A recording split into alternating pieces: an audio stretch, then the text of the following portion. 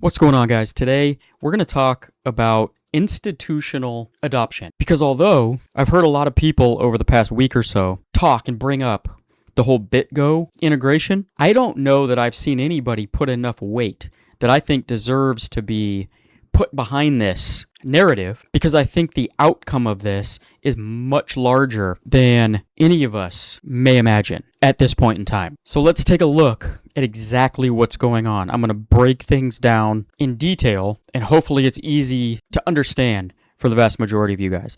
Okay, first things first, if we go to BitGo's GitHub, and we'll get into exactly what BitGo is in a second here. But if we go back into the back end of the GitHub, we can see here all the coins that they have integrations with are sitting right here in this little folder, right? And we can go down and we can see that Kaspa has been added and integrated, okay, into their back end so that potential institutional entities can now store their Kaspa with BitGo. And that's huge, in my opinion. And we'll talk about why that's huge, okay? Now, for those of you who don't know, BitGo is one of the largest institutional custodians for institutions. They hold large amounts of assets, crypto, for big institutions so that big institutions don't need to worry about it and hold it themselves.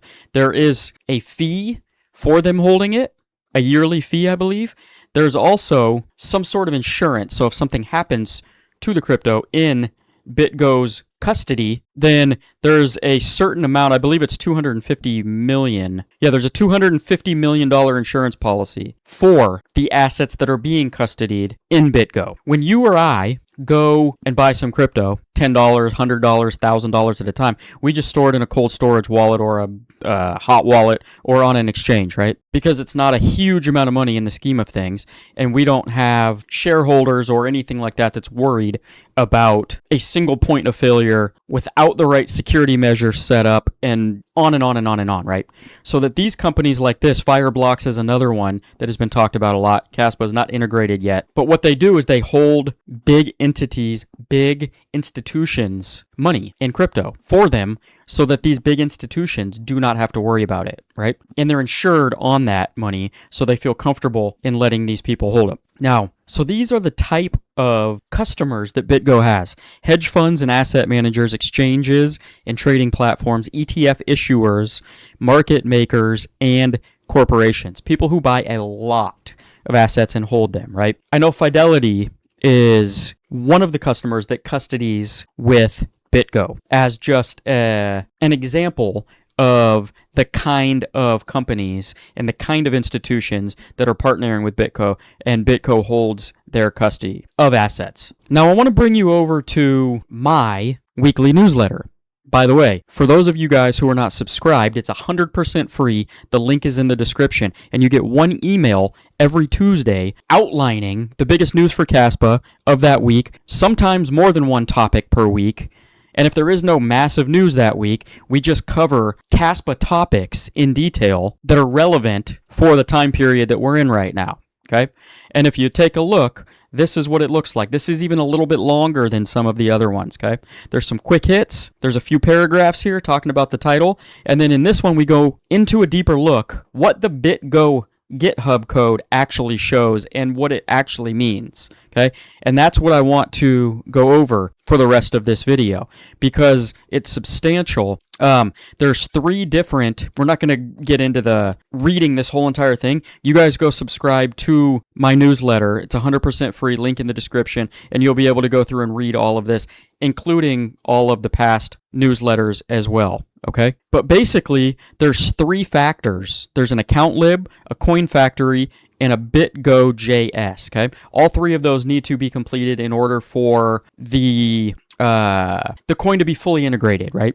And for customers to actually purchase through BitGo that asset, in this case, Kaspa, okay? For BitGo to ship a coin module, it needs all of the following done: address generation, transaction building, transaction signing with multisig, network parameter definitions, and integration tests. The commit being merged into master means all of that is complete, okay?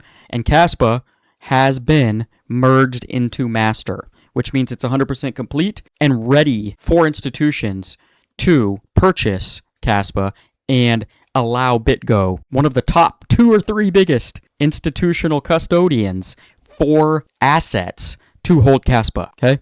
Let that sink in for a second. Now, why this matters. In plain English, BitGo is the custodian that international clients' assets in a regulated, insured, and audited environment. A company that wants to hold 10 million in Kaspa safely and compliantly now has a path to do that.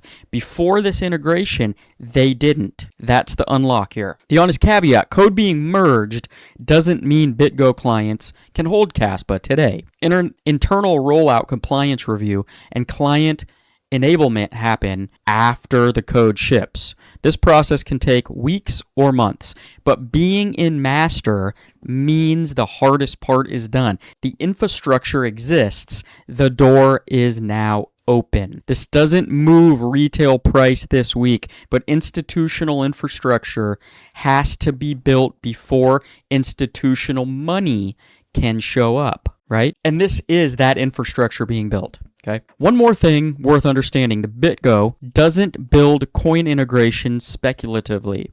And this is the big thing right here. The code exists because a client probably asked for it. Okay. That is what I want to bring home here. The code exists because a client probably asked for it to be integrated with BitGo, because they're probably already a client, potentially. They want to hold Kaspa with BitGo, and so they asked BitGo to integrate Kaspa so that they can hold it there safely, compliantly, without any stress. And I think that's the biggest takeaway here. Okay. Obviously, the code is ready to ship right now. They're in the final stages of it, but they probably did not speculatively merge and integrate Kaspa into their system. Chances are a client asked for it, and therefore they made it happen. Now, another interesting fact is that it costs anywhere between $50,000 and $200,000 for this integration. Okay, and usually that comes from like an allocated supply of tokens that, you know, a project would typically give an exchange or something like that, right?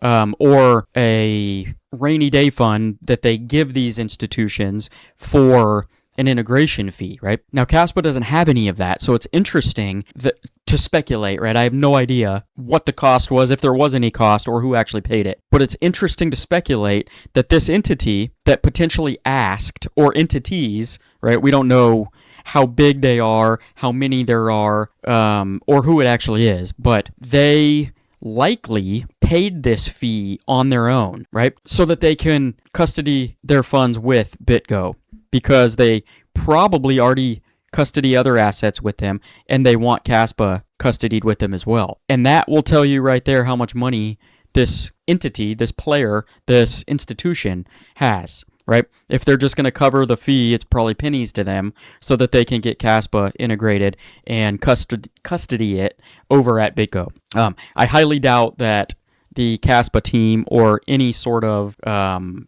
developer community fund paid for this. So speculating on that too, it means that this institution really wants Kaspa custody at BitGo, if they're willing to potentially pay this on their own, right? So there's not much more to say there, but I think that you guys now might understand the weight of this, and I think it's extremely important to understand the weight of this, right? Because institutional adoption, in my opinion, is going to, 1, add a respect factor to Kaspa, and 2, when it's announced who this institution might be, or whatever you might be going on behind the scenes, it's going to, in my opinion, skyrocket the price of Kaspa, which we're all okay with as well, right? And there's also speculation that because all of this is correlated in the same amount of months, that wallet number 1, whoever it might be that institution, might be that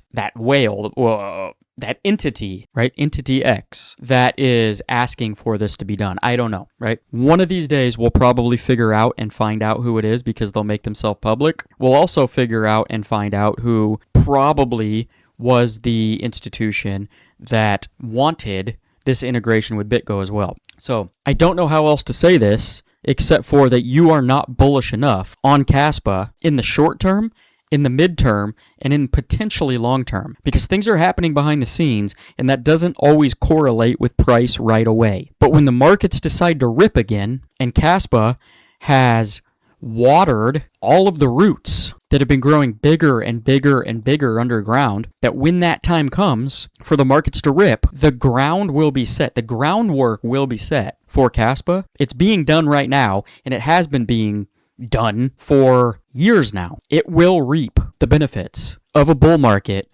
this cycle, and probably cycles that come after that as well. So in the meantime, guys, continue to pack your damn bags before it's too late. I'll see you in the next video. Peace out.